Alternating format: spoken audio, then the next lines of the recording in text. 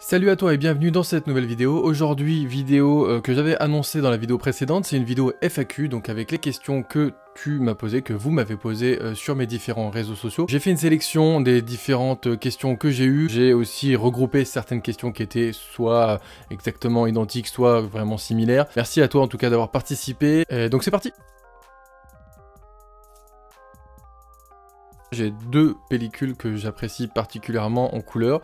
C'est la Kodak Hectar 100 pour son grain très fin et ses couleurs vives. Il y a aussi la Pro 400H de chez Fuji qui malheureusement a été arrêtée pour le 135 définitivement je crois. La 120 va pas tarder à être arrêtée aussi définitivement si c'est pas déjà le cas d'ailleurs. C'était une pellicule que j'appréciais particulièrement pour son côté justement un peu plus bleuté et aussi son grain très fin pour une 400 en tout cas en 120. Malheureusement elle est arrêtée, à voir pour la remplacer peut-être dans l'avenir. Alors là c'est pareil, j'ai eu beaucoup de pellicules que j'ai appréciées dans le cours du temps. Actuellement on va dire que ma préférée c'est la Kodak T-Max 100 que j'apprécie beaucoup pour son grain très fin, son contraste qui est juste excellent pour moi. Après j'aime aussi beaucoup la HP5 qui reste plus accessible niveau prix et qui est un peu une pellicule passe-partout. Je conseillerais plutôt de prendre des Kodak Gold ou des Kodak Color Plus qui sont des valeurs sûres et pas très chères. Ça reste accessible et ça reste facile à trouver un peu partout.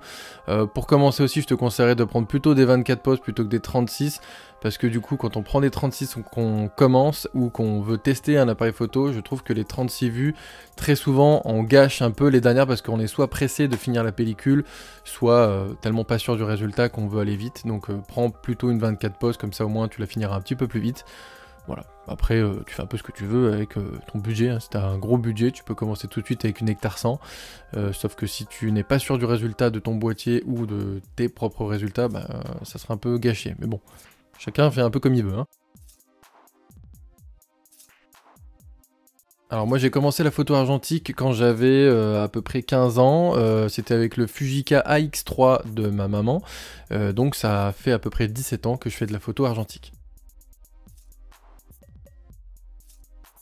Alors oui, comme beaucoup de personnes, j'ai pas mal de projets personnels qui prennent plus de temps que prévu, ou alors c'est parce que j'organise pas suffisamment bien mon temps, mais outre les vidéos YouTube que j'essaie de travailler un peu mieux et de mieux écrire, je vais dire, il y a pas mal de shootings que j'aimerais faire un peu plus stylisés, un peu mieux organisés avec styliste, modèle. Voilà, j'aimerais bien faire des trucs un peu plus... comme on dit, un peu mieux travaillé, un peu mieux fait plutôt que de fait à l'arrache. J'aimerais aussi refaire plus de photos de skate parce que c'est vrai que ces dernières années j'en ai fait beaucoup moins faute de temps. Dans mon sac de tous les jours, j'ai tout le temps un Nikon L35 AF qui est un petit boîtier point and shoot full automatique donc, et du coup qui a la particularité d'avoir une lentille assez lumineuse et j'utilise principalement pour faire des photos noires et blancs. Je l'apprécie particulièrement parce qu'il est petit, donc il tient vraiment dans une sacoche en bandoulière, il tient vraiment dans un sac à dos sans prendre de place, il est pas lourd et je l'utilise aussi pour faire des tests de pellicule quand je suis pas sûr de la pellicule. Ça va assez vite en fait, je trouve que voilà, il est assez pratique et il a une très bonne qualité pour le point and shoot, il est pas mal. C'est un très bon rapport qualité-prix, j'avais déjà fait une vidéo sur ma chaîne là-dessus. J'ai longtemps hésité et j'ai longtemps acheté pas mal d'appareils photo argentiques moyen format comme le Yashica Mat 124, comme le Bronica ETRS, le Lubitel 166+. J'ai acheté pas mal de trucs et finalement pendant longtemps j'ai rêvé du Hasselblad jusqu'à ce que quelqu'un me le prête pour que je regarde juste dans l'œil ton. J'ai même pas fait de pellicule avec, en fait je suis juste tombé amoureux de la visée et de la netteté du viseur en fait. Du coup j'ai revendu pas mal de mes anciens appareils photo pour m'acheter celui-ci, donc le Hasselblad 500C, et j'en suis très content. J'ai eu l'occasion aussi d'essayer un Mamiya RZ67, un Pentax 6.7, parce que j'aimais bien le côté un petit peu rectangulaire, voilà, j'aimais bien en fait ces appareils photo là. Après voilà, mon appareil photo de rêve c'était le Hasselblad. J'ai réussi à l'acheter pas trop cher, en tout cas par rapport à ce qui se fait maintenant, et je suis pas déçu, je suis vraiment très content, surtout maintenant que je peux faire des formats rectangulaires avec, je suis encore plus content parce que du coup ça change un peu. Peut-être qu'après, le rêve au-dessus, ça serait d'avoir un autre objectif que celui que j'ai, parce qu'actuellement je n'ai que le 80 mm, et j'aimerais bien peut-être avoir un 120 ou un 150, voilà, à voir. Mon meilleur souvenir photo, bah en fait j'en ai plusieurs en fait, hein, je pense. J'en ai gardé 10 en fait, et ça rebondit un peu sur la vidéo que Thomas App avait fait sur sa sélection des meilleures photos de 2020. En tout cas moi c'est la sélection de mes photos préférées depuis que j'ai commencé la photo. Du coup voilà, je rebondis, je te laisse aller voir sa vidéo qui est super intéressante justement sur ses photos préférées. Je te les affiche en même temps que je te les cite, hein. Donc du coup, un des meilleurs souvenirs, c'est une photo que j'ai fait avec Guigui et Anna. En fait, c'était vraiment parti sur un coup de tête. Je sais que on était parti pour faire une photo en fin de journée. Du coup, c'était une des premières fois que je faisais des photos avec des flashs déportés. À l'époque, j'avais même aucune conscience qu'il existait des récepteurs et émetteurs radio pour shooter. Du coup, j'étais avec des câbles qui traînaient sous la neige, j'en avais un à moitié enterré. Il y en avait un qui était déclenché par câble et les deux autres étaient déclenchés avec des cellules photosensibles qui déclenchaient une fois sur 5, forcément, parce qu'on n'était pas dans le noir absolu. Ça a fait le job. Résultat plutôt satisfaisant, en tout cas pour l'époque. J'ai adoré cette photo. Même encore aujourd'hui, je l'aime beaucoup pour l'histoire qu'il y a derrière, pour le fait que c'est une photo qu'on n'a vraiment pas réfléchi à faire, mais qu'on a aimé. Voilà, techniquement il y a beaucoup de choses à revoir, mais cadrage il y a beaucoup de choses à revoir aussi, mais j'aime beaucoup cette photo. Ensuite la photo de Norman, là il y a deux angles du coup de la photo que j'utilise, d'ailleurs une de ces photos pour une des couvertures d'un livre que j'avais fait, un portfolio que j'avais fait en fait pour moi. J'aime beaucoup cette photo parce que du coup c'est pareil, là on rentrait d'un shoot qu'on avait fait et du coup cette photo n'était pas du tout prévue, et en fait lui il était sous le pont, moi j'étais en skate de l'autre côté du pont, et en fait je me suis arrêté, j'ai fait la photo de son flip entre les arches. Pareil, il y aurait beaucoup de choses peut-être à revoir techniquement, mais j'aime beaucoup cette photo parce que je trouve que du coup les deux angles se complètent parfaitement, et j'aime bien en fait l'esthétique et l'aspect un peu de cette photo. Ça, c'est ce que j'essaie de faire de plus en plus en photo de skate, en tout cas, c'est de moins faire de photos pure skate et d'intégrer plus d'architecture, un petit peu à la Fred Mortain pour ceux qui connaissent, qui lui a complètement, c'est un peu un des précurseurs un peu de la photo de skate avec architecture mis en premier plan. Je trouve que la photo de skate se tend de plus en plus à ce genre de photo, et j'apprécie beaucoup parce que ça change un peu des grosses photos fisheye où tu voyais que le skater. Même si j'aime bien encore les photos comme ça, je trouve que maintenant les photos où tu inclus un peu plus d'architecture, c'est très sympathique. Ensuite, troisième photo, c'est la photo de Michael sous un pont à Paris encore. Là, du coup, c'était une des photos pour son book, un de ses premiers books qu'on avait fait tous les deux. Je me rappelle qu'on avait loué du matos pour d'éclairage, du matos pro d'éclairage, c'était du pro photo. Et je me rappelle que les flashs ont tenu peut-être 10 shoots et après plus de batterie, plus rien. Du coup, on a dû se débrouiller. Enfin, la séance était vraiment assez atypique et vraiment drôle parce que c'était vraiment comme d'habitude, un peu en dos la débrouille avec du câble qui traînait partout, mais j'étais quand même assez content de ce résultat parce que on a essayé de faire un peu d'une photo un peu type mode, un peu type parfum, et du coup on a bien aimé le rendu que ça avait, et après on a dû se débrouiller avec des flash Cobra parce que les flashs de studio, en tout cas sur batterie, ne fonctionnaient plus, ils ont fonctionné vraiment que 10 flashs quoi. Ensuite la photo de Christophe, pareil, là il y a deux angles que j'apprécie parce que du coup on avait fait la photo en horizontale et on a dû y retourner en fait pour une parution dans un magazine où ils ont bien aimé la photo, mais la photo horizontale ne leur satisfaisait pas.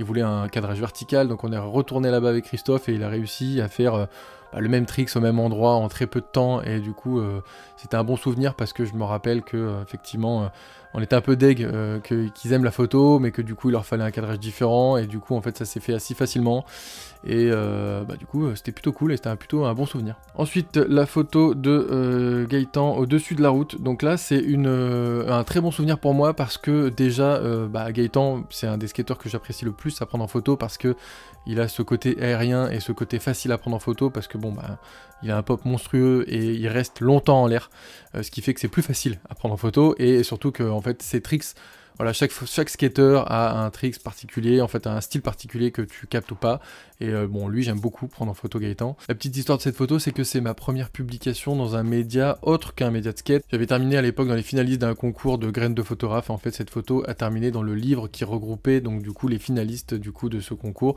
J'avais pas été exposé, mais j'avais été dans ce livre vendu à plusieurs exemplaires, je ne sais pas combien, et du coup j'étais assez fier de cette photo parce que du coup ça changeait que de voir une photo de skate dans un magazine de skate.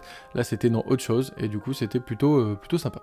Ensuite encore une photo de Gaëtan à la plage bleue, donc là c'est une des premières photos que j'ai fait de lui, et je me rappelle que cette fois-ci j'avais été vraiment impressionné par le bonhomme parce qu'il faisait des vols incroyable, il prenait les modules dans des sens qui n'existent pas, quoi. C'était un ovni. Du coup, j'étais vraiment très content. Pareil, techniquement, celle-là, elle est pas exceptionnelle, mais je me rappelle juste du souvenir d'avoir vu ce mec débarquer de nulle part avec un pop de cheval, et j'étais vraiment impressionné de voir ce gars-là. Et du coup, c'est une de mes photos que j'aime beaucoup, parce que du coup, c'est vraiment une de nos premières photos. Ensuite, la photo de Mai, donc ça, c'est une de mes photos préférées, parce que du coup, c'était une des premières photos, je pense, qu'on a fait dans Paris ensemble, en skate. Du coup, j'aime beaucoup la pose qu'elle a, j'aime beaucoup le côté, ce noir et blanc, en fait, qui était venu un petit peu vraiment comme ça au feeling. Et voilà, cette photo, elle a été en fait pareil en page d'accueil de Tumblr. À l'époque, mon site toujours en fait est hébergé par Tumblr. Du coup, cette photo, elle a été en page d'accueil Tumblr France et Europe pendant plusieurs semaines. Donc du coup, pareil, c'est une petite fierté perso, parce que du coup, j'étais content de voir que cette photo remonte et que du coup elle plaise. Et maintenant encore, c'est une de mes photos préférées de skate. Même si c'est pas un trick, c'est juste un peu une poussée. J'aime beaucoup les photos de poussée, parce que je trouve que du coup, c'est un côté lifestyle et sportif en même temps. Ensuite, la 8ème photo, c'est la photo de PM à Cosa Nostra. Je me rappelle que cette fois-ci, on était vraiment tout seul, on était 5 dans le skatepark, et il y avait vraiment personne. Du coup, on a posé nos flashs un peu partout comme on voulait. C'était vraiment une très très bonne session, je me rappelle vraiment. Je sais pas pourquoi ce jour-là, il y avait personne. Je crois que c'était le départ en vacances, les grandes vacances scolaires. Et du coup, franchement, c'était vraiment le kiff, quoi, parce que on a pu placer nos flashs vraiment comme on voulait, on n'était vraiment pas dérangé. Et du coup, je me rappelle que cette photo était assez cool. J'aime bien le fait qu'on voit en fait son visage comme ça en fait par dessous. Voilà, j'aime beaucoup en fait cette photo, même si effectivement au niveau qualitatif c'est pas exceptionnel non plus. À l'époque, j'avais pas un matériel de dingue. Tout était pareil avec des photos sensibles, mais bon, j'ai des très bons souvenirs en tout cas de ce shoot. C'était super cool et on s'est vraiment bien amusé. Cette journée était plutôt intense. Ensuite, la photo d'Armel. Cette photo, on a faite justement du coup lors d'un trade qu'on a fait avec Armel. Et du coup, c'était une photo qui n'était pas très calculée à la base. On buvait un café en fait, et du coup, je me suis dit tiens, la fenêtre est pas mal, il y a la lumière qui rentre, c'est joli. Si on essayait de faire une photo à travers la vitre. Et finalement, cette photo, je l'ai gardée pour mon livre que j'ai fait sur les portraits. Et Armel, elle aussi, l'utilise pas mal lors de ses interviews qu'elle donne et ses parutions qu'elle fait aussi. Du coup, cette photo a beaucoup tourné. On a justement refait un trade il y a pas très longtemps où on a refait des photos, parce que cette photo commence un petit peu à dater. Et voilà, j'aime beaucoup cette photo parce que du coup, c'est pareil, c'est la première vraie photo, le premier vrai shooting que j'ai fait avec Armel. Et du coup, c'était une de mes photos préférées en tout cas. Et ça l'est encore aujourd'hui. Et enfin, la photo de Baptiste et Maël. Du coup, là, c'était une de mes premières photos en ski en duo. Je me rappelle que là, c'était assez intense parce que j'étais au grand angle dans le halfpipe. Les deux ne me voyaient pas quand ils arrivaient. Et du coup, je me rappelle aussi que les deux me sont quasiment ratterris dessus lors de pas mal d'essais. Du coup, voilà, j'étais super content de ce résultat et je trouve que le résultat est plutôt pas mal. En tout cas, c'était un bon moment là aussi. Mon pire souvenir photo, c'est lors d'un événement sportif de ski aux Deux Alpes, le Taravana, parce que du coup, là-bas, j'avais pas beaucoup de matos, je commençais à peine la photo numérique. J'avais réussi à avoir une carte, une accréditation avec un magazine, du coup j'étais assez content quand même. Mais arrivé sur place, j'ai un peu déchanté parce qu'il y avait beaucoup de gros photographes qui étaient là, avec du matos vraiment sale. Et du coup, je faisais un peu pâle figure au milieu, et j'ai essayé de me démarquer un peu tant bien que mal, mais je me suis vite rendu compte que dans ce milieu-là, fallait vraiment être un gros chacal, parce que du coup, fallait jouer des coudes pour avoir les meilleurs angles. Et des fois, quand j'arrivais à m'extirper, à avoir des angles sympas, il y en avait 10 qui arrivaient derrière et qui piquaient l'angle, et sachant qu'ils avaient forcément du meilleur matos, même si des fois on dit que le matos fait pas tout, quand t'as vraiment des très bons éclairages, par exemple en contre-jour, en photo de ski, et que le mec est à 20 mètres au-dessus de toi, peut-être pas 20 mètres, on exagère un peu, mais peut-être 5-6 mètres au-dessus de toi, du coup ça fait la différence. Et je me rappelle que j'ai pas gardé un très bon souvenir de ce moment-là, parce que du coup je me suis vraiment senti un peu comme une merde, un peu, hein, c'est un peu ça. Voilà, donc du coup depuis, j'ai pas refait d'événements sportifs, parce que j'ai trouvé que la concurrence entre photographes était vraiment déloyale, et que c'était vraiment du...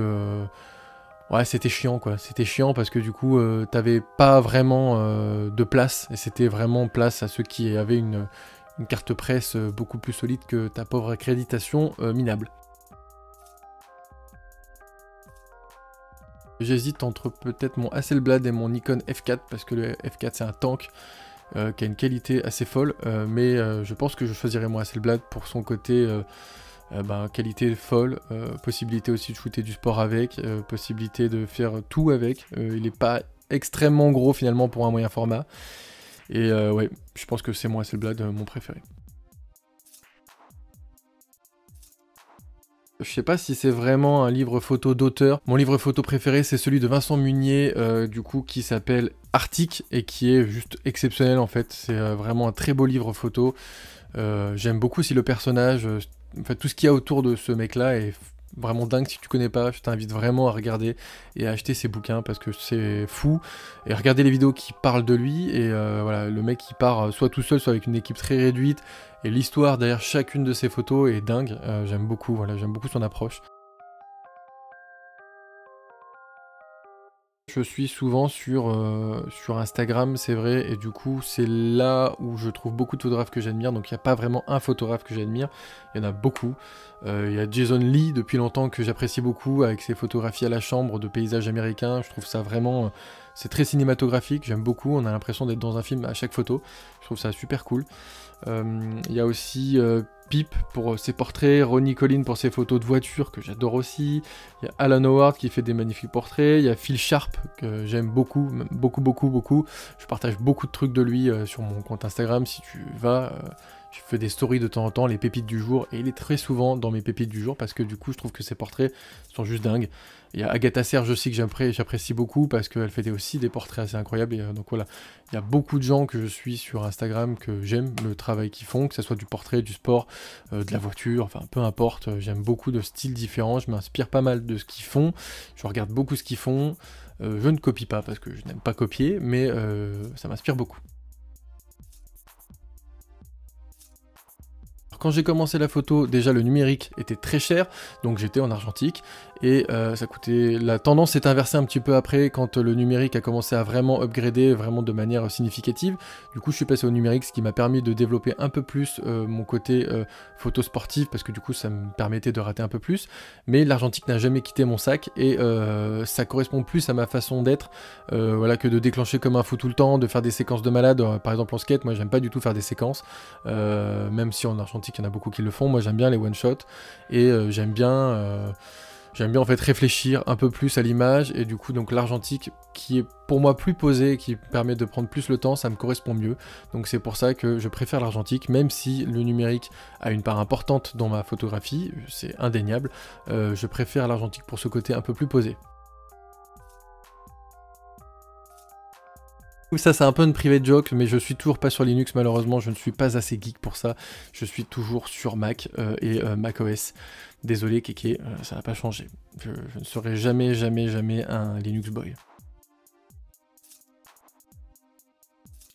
Alors merci pour cette question qui sort totalement du domaine photographique. Donc là je peux citer, c'est Tram qui m'a fait cette proposition. Du coup oui, je peux t'en dire plus. Alors je connais bien les loups d'Alaska parce que du coup mes études, comme je parlais dans une précédente vidéo, mes études sont du comportementalisme animalier, et du coup principalement j'ai fait une genre de thèse, bon pas une vraie thèse de doctorat, faut pas s'emballer, j'ai pas fait 400 pages, mais voilà, c'était un genre de mémoire sur le loup d'Alaska et sur la réintroduction du loup dans son milieu naturel. Donc je connais bien le loup, j'apprécie énormément le milieu animalier. Au début c'était un amusement plus qu'autre chose parce que du coup on s'éclatait avec les potes à se prendre en photo en faisant du ski et du snowboard.